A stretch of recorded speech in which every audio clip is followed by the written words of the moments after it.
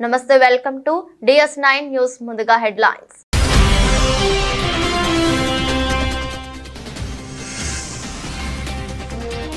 సచివాలయ ప్రాంగణంలో తెలంగాణ తల్లి విగ్రహ ఏర్పాటు పనులను పరిశీలించిన ముఖ్యమంత్రి రేవంత్ రెడ్డి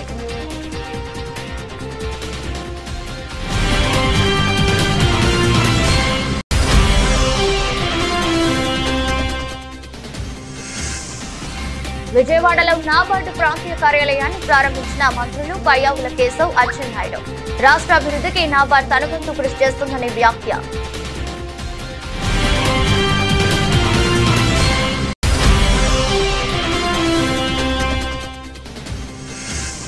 బంజారాహిల్స్ సిఐ ఫిర్యాదు మేరకు BRS MLA Kaushik Reddy arrest కొండాపూర్లోని ఆయన నివాసంలో కౌశిక్ ని అదుపులోకి తీసుకున్న పోలీసులు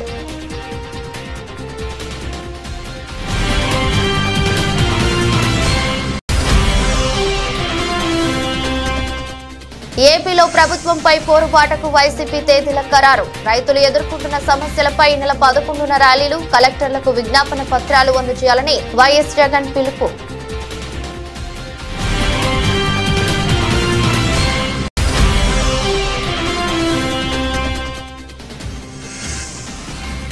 ఇందిరమ్మ ఇళ్ల మొబైల్ యాప్ ను ప్రారంభించిన సీఎం ఇంటి నిర్మాణానికి ప్రతి పేదవాడికి 5 లక్షల చొప్పున ఆర్థిక సాయం చేస్తున్నామన్న రేవంత్ రెడ్డి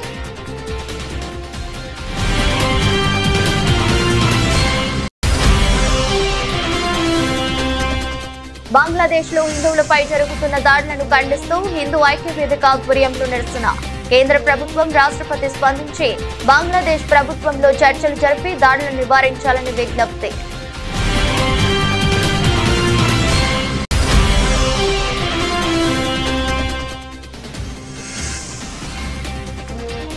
రేవంత్ రెడ్డిపై నిప్పులు చెరిగిన హరీష్ రావు ఇది ప్రజాస్వామ్య పాలన కాదు రాక్షస పాలన అంటూ మండిపాటు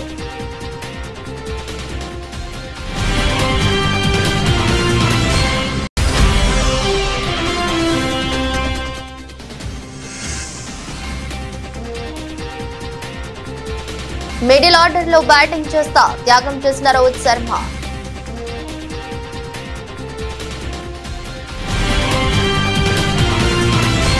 ఇందిరమ్మ ఇళ్ల మొబైల్ యాప్ ప్రారంభమైంది గురువారం ఉదయం ఇందిరమ్మ ఇళ్ల సర్వే మొబైల్ అప్లికేషన్ ను ముఖ్యమంత్రి రేవంత్ రెడ్డి ఆవిష్కరించారు ఈ యాప్ ద్వారా రేపటి నుంచి ఇళ్ల పథకం లబ్ధిదారుల ఎంపిక జరగనుంది ఈ సందర్భంగా ముఖ్యమంత్రి రేవంత్ రెడ్డి మాట్లాడుతూ 10,000తో ఇందిరమ్మ ఇళ్ల పథకం ప్రారంభమైందని ఇవాళ 5 లక్షలకు చేరుకుందన్నారు ఇంటి నిర్మాణానికి ప్రతి పేదవాడికి 5 లక్షల చొప్పున ఆర్థిక సాయం చేస్తున్నామన్నారు ఆత్మ గౌరవంతో బతకాలనేది ప్రతి ఒక్కరి కల అని అన్నారు ఆత్మ గౌరవంతో బతకాలనే కల నెరవేరాలంటే సొంత ఇల్లు ఉండాలన్నారు గుడి లేని ఊరు ఉండేచ్చేమో గానీ ఇందిరమ్మ ఇల్లు లేని ఊరు లేదన్నారు కూడు గూడు గుడ్డ అందరికీ అందాలనేదే కాంగ్రెస్ సర్కార్ ఆలోచనని చెప్పుకొచ్చారు నిన్నగాక మొన్ననే వాటిని పూర్తి చేయడానికి దాదాపుగా 195 కోట్ల నిధులను వారు అసంపూర్తిగా వదిలేసిపోయిన డబుల్ బెడ్రూమ్ ఇళ్లను పూర్తి చేయడానికి కూడా 195 కోట్ల రూపాయలను మా ప్రభుత్వం విడుదల చేసింది వారు మేమే కట్టినాం మీరు మూసీ నదిలో పేదలకు ఇస్తూనే మేమే మీరు అర్ధాంతరంగా ఎక్కడక్కడ వదిలేసి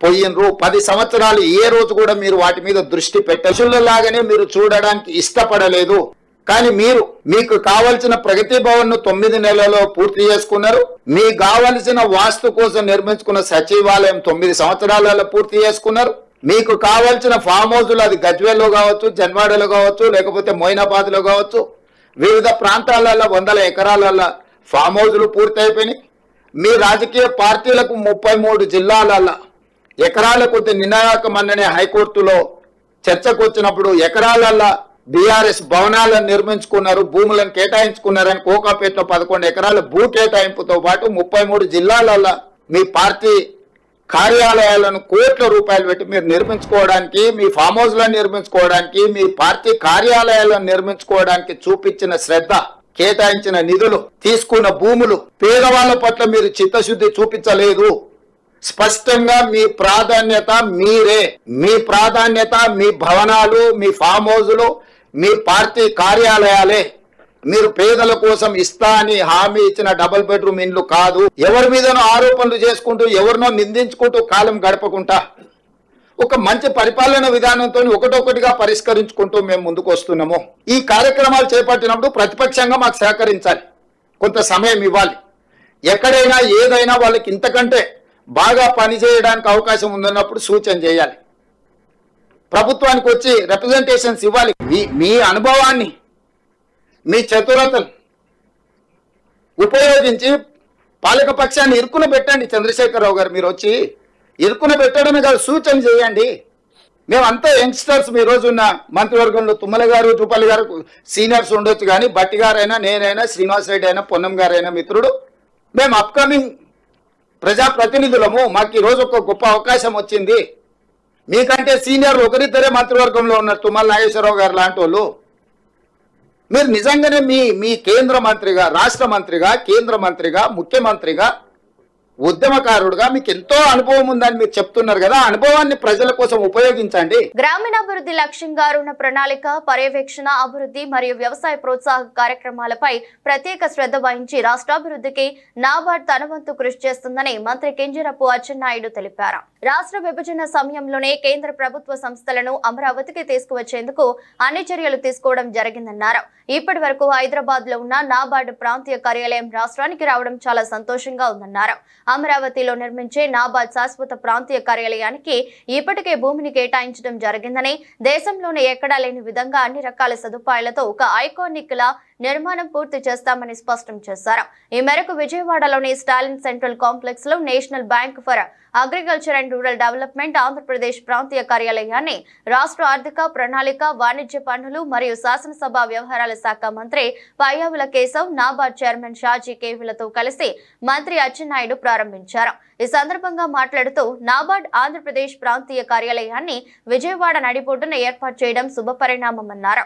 రాష్ట్రంలో గ్రామీణ ప్రాంతాలను అభివృద్ధి చేయడంతో పాటు అక్కడ మౌలిక సదుపాయాలు కల్పించడంలో నాబార్డు విశేష కృషి చేస్తుందన్నారు. It's a wonderful opportunity for you also to be working in Andhra Pradesh, basically, because for ages I have been seeing your NABARD building in the Mushirabad road, and I was always thinking whether they do ever move to Andhra Pradesh.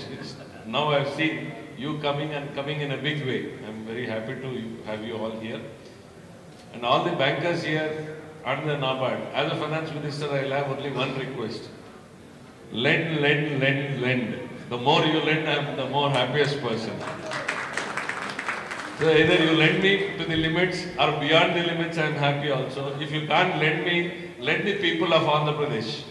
Because that way, as commercial tax minister, I get the money back as taxes. The more they spend, the more comes back to me. So either you lend me or you lend to the people of Andhra Pradesh in any way you want. So I'm very happy the role. I mean, I remember seeing from the college days how the NABARD has initiated in a very humble beginning, thinking it's a glorified form of a rural bank when it was started. But the kind of growth it has shown in the country, it's unparalleled, probably anywhere in the world.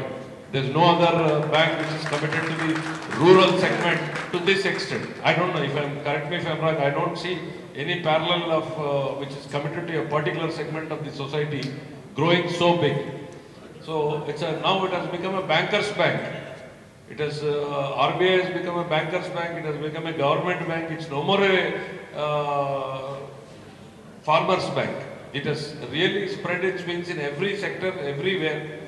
It has come into the infrastructure. It has come into the lives of the woman. It has come into the lives of the farmer. So it has spread its wings. I'm really happy the way it has grown in the past, and I wish that it continues to grow in the same way. In the process, like he said, India is poised to grow. Take the mark. ఎందుకంటే ఆంధ్రప్రదేశ్ రాష్ట్రంలో అత్యధికంగా ఉన్నటువంటిది వ్యవసాయ అనుబంధ రంగాలు, అదేవిధంగా గ్రామీణ ప్రాంతాలు. ఈ రెండింటిని అభివృద్ధి చేయాలంటే దానిలో నాబార్డ్ అనేది ప్రధాన భూమిక పోషించవలసినటువంటి అవసరం ఉంది. పోషిస్తేనే మనం అచీవ్మెంట్ జరగడానికి, ముందుకెళ్ళడానికి ఉపయోగపడుతుంది. రాజకీయాలు మాట్లాడదలుచుకోలేదు, కానీ కొన్ని వాస్తవాలు చెప్పాలి. నేను కూడా 35 సంవత్సరాల నుంచి రాజకీయాల్లో ఉన్నాను. నాబార్డు సేవలు చాలా వరకు ఉపయోగించుకొని సమాజానికి మేలు చేసే విధంగా ఎన్నో కార్యక్రమాలు మనం చేశాం. అయితే ఈరోజు ఆంధ్రప్రదేశ్ రాష్ట్రం 64% వ్యవసాయ అనుబంధ రంగాలపైన ఆధారపడింది. దీంతో పాటుగా రాష్ట్ర జీడిపిలో కూడా 34%తో ఈ శాఖ కూడా ప్రధాన భూమిక పోషిస్తుంది. దీనన్నింటికీ మించి ఏదైతే ప్రధానమంత్రి గారు మా ముఖ్యమంత్రి గారు 2047 అని చెప్పి ఒక విజన్ డాక్యుమెంట్ రిలీజ్ చేశారు. అందులో ప్రధానమైనటువంటి గ్రోత్ ఇంజిన్ వ్యవసాయం, ఫిషరీస్ అనేది మనందరం కూడా గుర్తుపెట్టుకోవాలి. దీన్ని మనం ఎంత ఎక్కువ సహకరించగలిగితే అంత ఎక్కువ మనం అభివృద్ధి చెందడానికి అవకాశం ఉంటుందని ఈ సందర్భంగా తెలియజేస్తున్నాను. ఆంధ్రప్రదేశ్ రాష్ట్రం కొత్తగా ఏర్పడే నాటికి రాజధాని లేదు. అందరి సహకారంతో బ్రహ్మాండమైనటువంటి రాజధాని ఏర్పాటు చేయాలని ప్రయత్నం చేశాం. బీఆర్ఎస్ ఎమ్మెల్యే పాడి కౌశిక్ రెడ్డిని పోలీసులు అరెస్ట్ చేశారు. తన విధులకు భంగం కలిగించారని బంజారాహిల్స్ సిఐ ఫిర్యాదు మేరకు గచ్చిబౌలి పోలీసులు కౌశిక్ రెడ్డిని కొండాపూర్లోని ఆయన నివాసంలో అదుపులోకి తీసుకున్నారు. కౌశిక్ రెడ్డి అరెస్టుతో ఆయన నివాసం వద్ద తీవ్ర ఉద్రిక్తత ఏర్పడింది. ఆయనను పరామర్శించడానికి వెళ్లిన బీఆర్ఎస్ ఎమ్మెల్యేలు హరీష్ రావు, పల్లా రాజేశ్వర్ రెడ్డి, కొత్త ప్రభాకర్ రెడ్డి, మాజీ మంత్రి జగదీష్ రెడ్డి, ఎమ్మెల్సీ సంబిపూర్ రాజు, రాకేష్ రెడ్డి సహా పలువురు బీఆర్ఎస్ నేతలను పోలీసులు అడ్డుకున్నారు. దీంతో పోలీసులు బీఆర్ఎస్ నాయకులకు మధ్య వాగ్వాదం చోటు చేసుకుంది. దీంతో వారిని అదుపులోకి తీసుకుని గచ్చిబౌలి పోలీస్ స్టేషన్ కు తరలించారు. అనంతరం కౌశిక్ రెడ్డిని అరెస్ట్ చేశారు.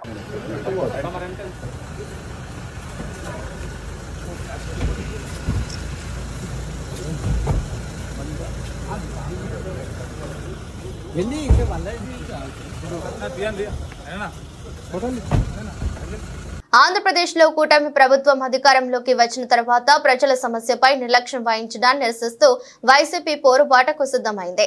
ఇందులో భాగంగా ఆ పార్టీ అధ్యక్షుడు మాజీ సీఎం వైఎస్ జగన్మోహన్ రెడ్డి బుధవారం అన్ని జిల్లాల అధ్యక్ష కార్యదర్శులతో పాటు ముఖ్య నాయకులతో ప్రత్యేక సమావేశాన్ని నిర్వహించారు. చంద్రబాబు ప్రభుత్వంపై నిరసన తేదీలను ఖరారు చేశారు. రైతులు ఎదుర్కొంటున్న సమస్యలపై నెల 11న ర్యాలీలు, కలెక్టర్లకు విజ్ఞాపన పత్రాలు అందజేయాలని నాయకులకు వైఎస్ జగన్ పిలుపునిచ్చారు. ధాన్యానికి మద్దతు, ఉచిత పంటల బీమా పునరుద్ధరణ, 20,000 పెట్టుబడి సాయం, డిసెంబర్ 27న పెంచిన కరెంటు ఛార్జీలపై జనవరి 3న ఫీజు రియంబర్స్మెంట్ అంశంపై ఆందోళనలు చేపట్టాలని సూచించారు. ప్రజలు ఎదుర్కొంటా ఉన్న సమస్యల మీద, మరీ ముఖ్యంగా 3 ప్రధానమైన అంశాల మీద, రైతుల సమస్యల మీద, కరెంటు ఛార్జీల బాదుడు మీద, పిల్లలకు చదువు సంబంధించి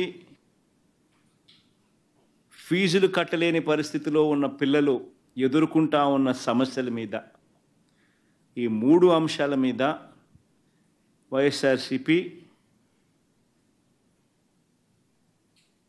డిసెంబర్ మాసంలో ఈ 3 అంశాల మీద గట్టిగా ఉద్యమ బాట పట్టే కార్యక్రమానికి శ్రీకారం చుడతా ఉన్నాం. ఇందులో భాగంగా డిసెంబర్ 11వ తారీఖున రాష్ట్ర వ్యాప్తంగా ఉన్న అన్ని కలెక్టర్ల అన్ని జిల్లాల్లోనూ రైతుల తరపున వైఎస్ఆర్సీపీ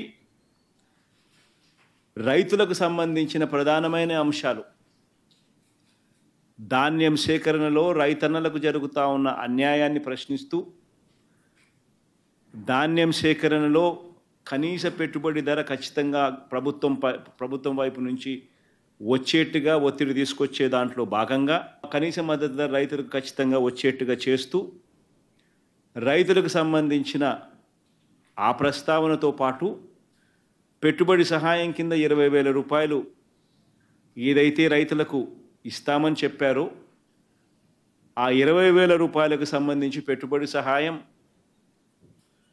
రాష్ట్ర ప్రభుత్వం, చంద్రబాబు నాయుడు గారి ప్రభుత్వం ఇవ్వని పరిస్థితుల నేపథ్యంలో దానిని కూడా గట్టిగా డిమాండ్ చేస్తూ,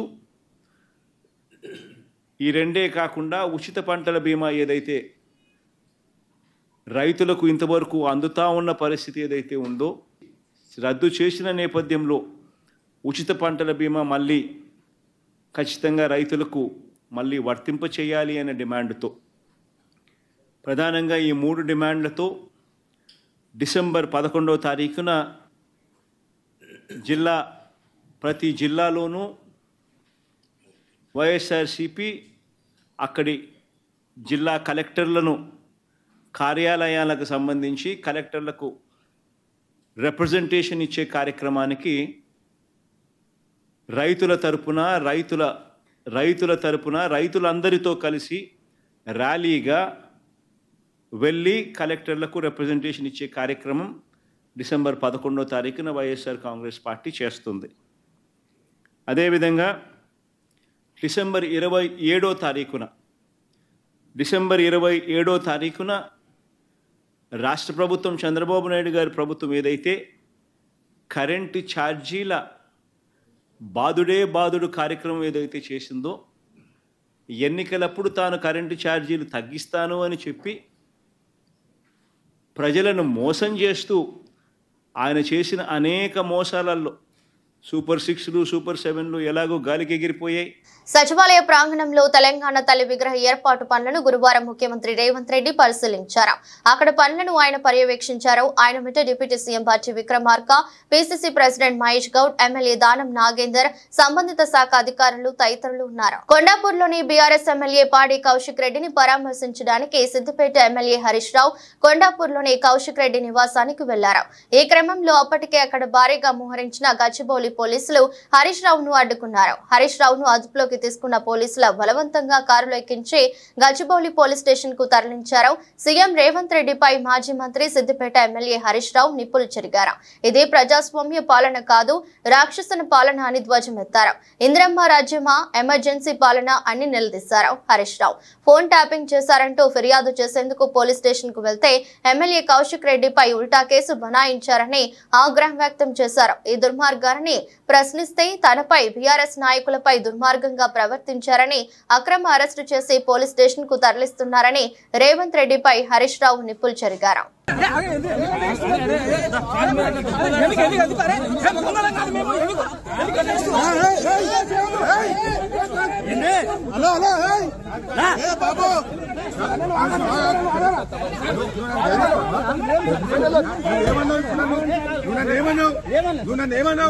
ఇంతకంటే ఎక్కువ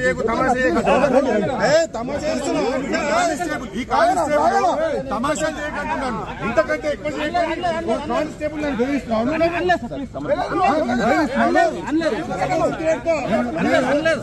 కోఆపరేట్ చేస్తున్నా. ఇంతకంటే ఎక్కువ చేయకు, తమాషాలు చేయకంటావే కానిస్టేబుల్.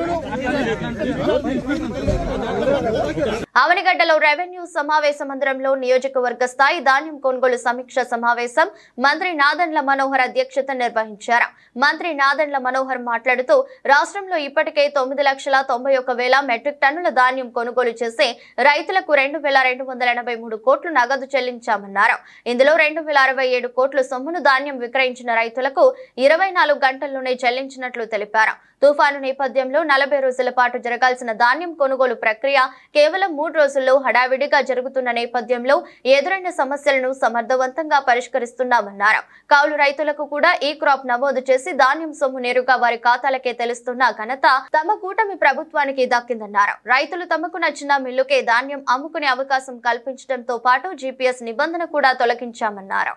అన్ని రకాల భూ వివాదాలకు పరిష్కారం చూపేందుకే ఈ నెల 6వ తేదీ నుండి రాష్ట్ర వ్యాప్తంగా 17,564 గ్రామాల్లో రెవెన్యూ సదస్సులు నిర్వహిస్తున్నట్లు రాష్ట్ర రెవెన్యూ రిజిస్ట్రేషన్ అండ్ స్టాంప్స్ శాఖ మంత్రి అనగాని సత్యప్రసాద్ తెలిపారు.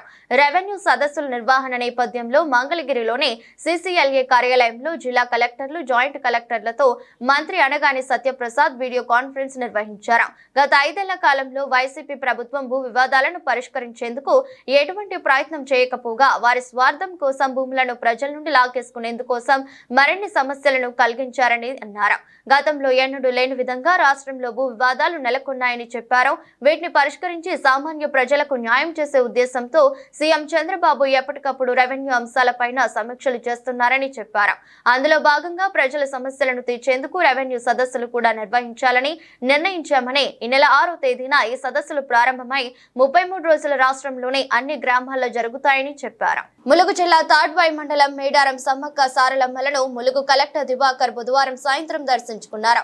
ముందుగా ఆలయ సంప్రదాయ ప్రకారం అర్చకులు, ఎండోన్మెంట్ అధికారులు కలెక్టర్ కు డోలు వాయిద్యాలతో ఘనంగా స్వాగతం పలికారు.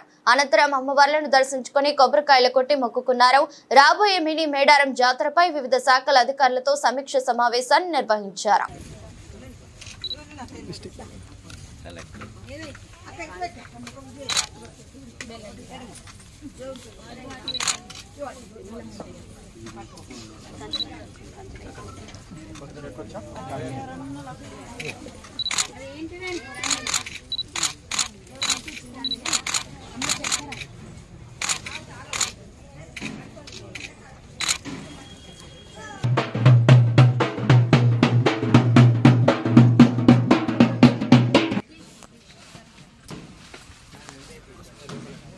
కేంద్ర పర్యాటక సాంస్కృతిక శాఖ ఆధ్వర్యంలో తుమ్మలపల్లి క్షేత్రంలో కృష్ణవేణి సంగీత నీరాజనం కార్యక్రమం ఈ నెల 6 నుంచి 3 రోజుల పాటు నిర్వహించనున్నట్లు రాష్ట్ర పర్యాటక శాఖ మంత్రి కందుల దుర్గేష్ తెలిపారు.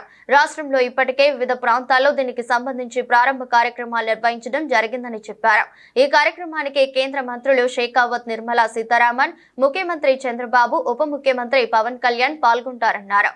ఇండియాలో ఉన్నటువంటి కల్చర్ హెరిటేజ్ ను ప్రపంచానికి తెలియజేసేందుకు ఈ కార్యక్రమం ముఖ్య ఉద్దేశం అన్నారు. ఈ కార్యక్రమానికి రాష్ట్ర వ్యాప్తంగా వివిధ కళాకారులు పాల్గొంటారని తెలిపారు. అందరూ కలిసి కార్యక్రమానికి విజయవంతం చేయాలని కోరారు. ముఖ్యమంత్రి, ఉప ముఖ్యమంత్రి చొరవతో పర్యాటక రంగానికి 135 కోట్లు నిధులు మంజూరయ్యాయని చెప్పారు. రాబోయే రోజుల్లో రాష్ట్రాన్ని పర్యాటక కేంద్రంగా అభివృద్ధి చేస్తామని వివరించారు. ప్రారంభ కార్యక్రమంగా నిర్వహించుకోవడం జరిగింది.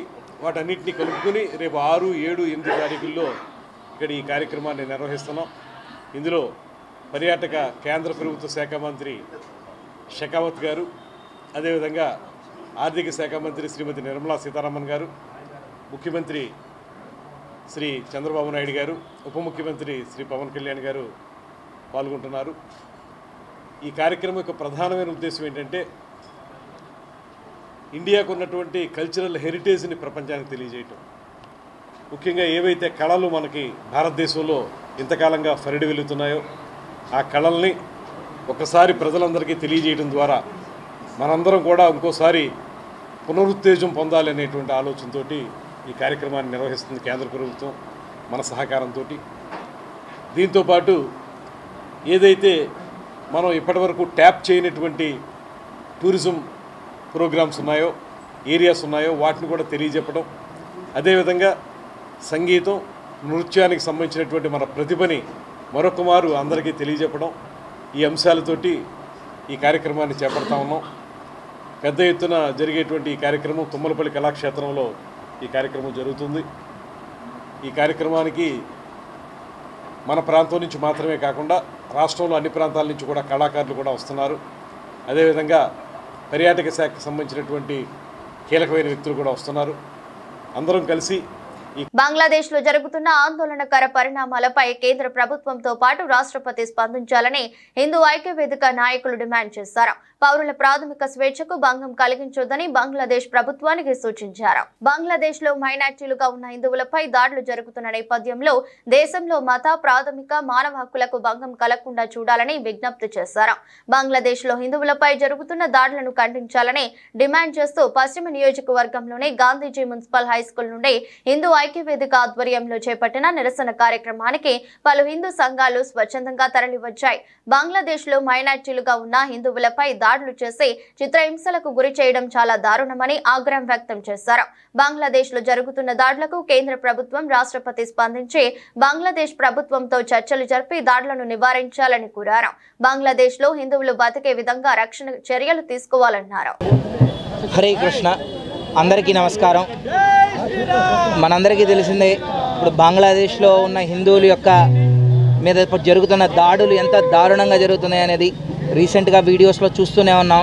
చాలామంది భక్తులని కాకుండా ఏ మతానికైనా చెందిన వాళ్ళని కూడా చాలా ఇబ్బందులు పెడుతున్నారు వాళ్ళు. పైపెచ్చు నిన్న రీసెంట్గా ఒక వీడియో చూసాం. గోమాతల్ని, మనం ఎంతో పూజించదగ్గ గోమాతల్ని ఎంతో రాక్షసంగా కొట్టి చంపేస్తున్నారు. ఆడవాళ్ళని ఇబ్బంది పెడుతున్నారు, భక్తుల్ని చాలా ఇబ్బందులు పెడుతున్నారు. ఇలాంటి పరిస్థితుల్లో హిందువులందరూ ఐక్యమత్యంగా పోరాడితే తప్ప మనం దీన్ని సాధించలేము, బంగ్లాదేశ్లో ఉన్న హిందువుల్ని కాపాడుకోలేము. మనకు తెలియని ఒక పెద్ద ప్రాబ్లం ఏంటంటే ప్రతి ఒక్క క్రిస్టియను వారి ఇంట్లో బైబిల్ నేర్పిస్తాడు పిల్లలకి, ప్రతి ఒక్క ముస్లిము తన ఇంట్లో పిల్లాడికి నమాజ్ నేర్పిస్తాడు.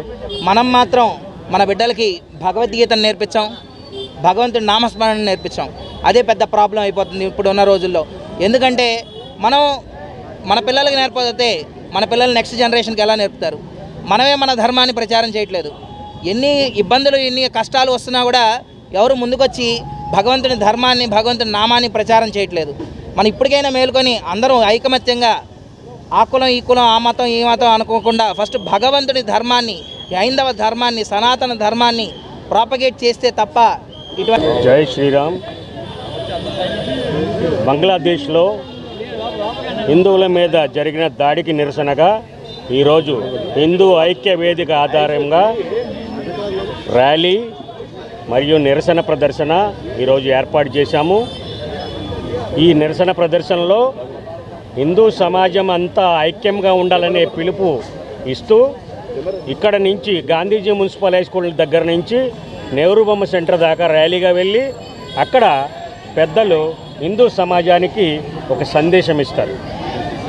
ఎందువలనంటే మనం చూస్తూ ఉన్నాం, మన రాష్ట్రంలో కాదు ఇతర రాష్ట్రాల్లో కూడా మన దేశంలో అనేక ప్రాంతాల్లో హిందూ అంటే దాడి చేస్తున్నారు. మీ కులం చూడరు, మీ ప్రాంతం చూడరు, హిందువా కాదా అని దాడి చేస్తున్నారు. అలాంటి దాడులే ఈ బంగ్లాదేశ్లో జరిగినాయి, ఇంకా జరుగుతూ ఉన్నాయి. ఎంత మనం చూస్తూ కూడా మన ఐకమత్యం లేకపోతే రాబోయే రోజుల్లో మన పరిస్థితి కూడా అలాగే ఉంటుంది. అందువలన హిందూ సమాజానికి ఏం చెప్తున్నామంటే మనం ఐక్యంగా ఉందాం. వారం రోజులకో 2 రోజులకో 3 రోజులకో ఒకసారి కలుద్దాం, ఒక చోట కలుద్దాం, ఐకమత్యం చూపిద్దాం. అప్పుడే మనమంటే ఇతర సమాజాలకి కాస్త గౌరవం ఉంటుంది, భయము భక్తి ఉంటుంది. అందువలన హిందూ సమాజము ఐక్యంగా ఉండాలని కోరుకుంటూ జై శ్రీరామ్, జై శ్రీరామ్. శ్రీనివాస్, విశ్వ హిందూ పరిషత్ అధ్యక్షుడు, విజయవాడ జిల్లా. రోహిత్ శర్మ తన బ్యాటింగ్ పొజిషన్ ను మార్చేశారు. ఆడిలైడ్ లో ఆస్ట్రేలియాతో జరిగే 2వ టెస్టులో కేఎల్ రాహుల్ ఓపెనింగ్ లో ఆడనున్నట్లు తెలిపాడు. పెర్త్ టెస్టులో ఓపెనింగ్ లో ఆడిన రాహుల్ 26-77 రన్స్ స్కోర్ చేశాడు. సెకండ్ ఇన్నింగ్స్ లో జైస్వాల్ తో కలిసి 201 పరుగుల భాగస్వామ్యాన్ని నెలకొల్పాడు. ఆ టెస్టులో ఇండియా 295 రన్స్ తేడాతో నెగ్గిన విషయం తెలిసిందే. పెర్త్ టెస్టుకు రోహిత్ శర్మ గైర్హాజరు కావడంతో జైస్వాల్ తో కలిసి రాహుల్ ఇన్నింగ్స్ ఓపెన్ చేశాడు. ఇవాళ మీడియాతో మాట్లాడిన కెప్టెన్ రోహిత్ ఈ విషయంపై క్లారిటీ ఇచ్చాడు. కేఎల్ రాహుల్ ఇన్నింగ్స్ ను ఓపెన్ చేస్తాడని, మిడిల్ ఆర్డర్ లో తాను ఆడనున్నట్లు చెప్పాడు. ఆ పొజిషన్ లో ఆడడం తనకు ఈజీ కాదు అని, కానీ జట్టు మంచి కోసం తన పొజిషన్ ను త్యాగం చేయాల్సి వచ్చిందని రోహిత్ తెలిపాడు. కుమారుడు పుట్టడంతో రోహిత్ శర్మ తొలి టెస్టుకు దూరమయ్యాడు. ఆ బ్రేక్ నుంచి వచ్చిన అతను రేపటి నుంచి జరిగే టెస్టులు ఆడనున్నారు. వార్తలు ముగించే ముందు మరోసారి హెడ్లైన్స్.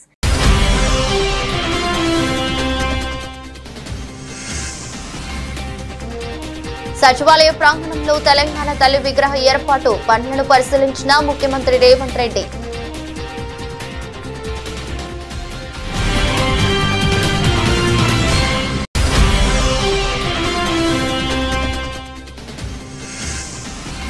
విజయవాడలో నాబార్డు ప్రాంతీయ కార్యాలయాన్ని ప్రారంభించిన మంత్రులు పయ్యావుల కేశవ్, అచ్చెన్నాయుడు. రాష్ట్ర అభివృద్ధికి నాబార్డు తన వంతు కృషి చేస్తుందని వ్యాఖ్య.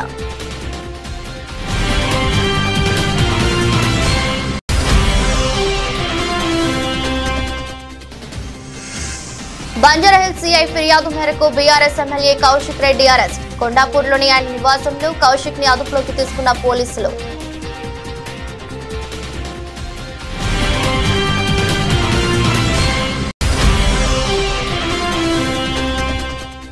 ఏపీలో ప్రభుత్వంపై పోరుబాటకు వైసీపీ తేదీల ఖరారు. రైతులు ఎదుర్కొంటున్న సమస్యలపై ఈ నెల 11న ర్యాలీలు, కలెక్టర్లకు విజ్ఞాపన పత్రాలు అందజేయాలని వైఎస్ జగన్ పిలుపు.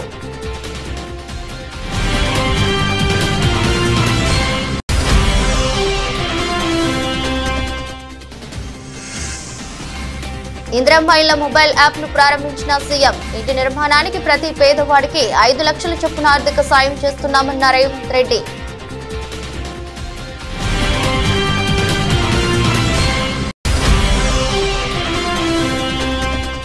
బంగ్లాదేశ్ లో హిందువులపై జరుగుతున్న దాడులను ఖండిస్తూ హిందూ ఐక్య వేదిక ఆధ్వర్యంలో నిరసన. కేంద్ర ప్రభుత్వం రాష్ట్రపతి స్పందించి బంగ్లాదేశ్ ప్రభుత్వంలో చర్చలు జరిపి దాడులను నివారించాలని విజ్ఞప్తి.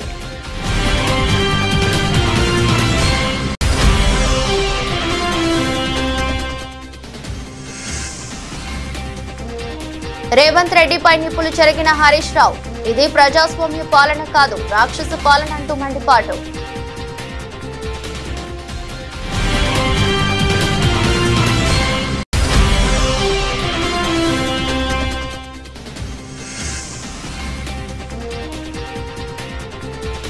మిడిల్ ఆర్డర్ లో బ్యాటింగ్ చేస్తా త్యాగం చేసిన రోహిత్ శర్మ.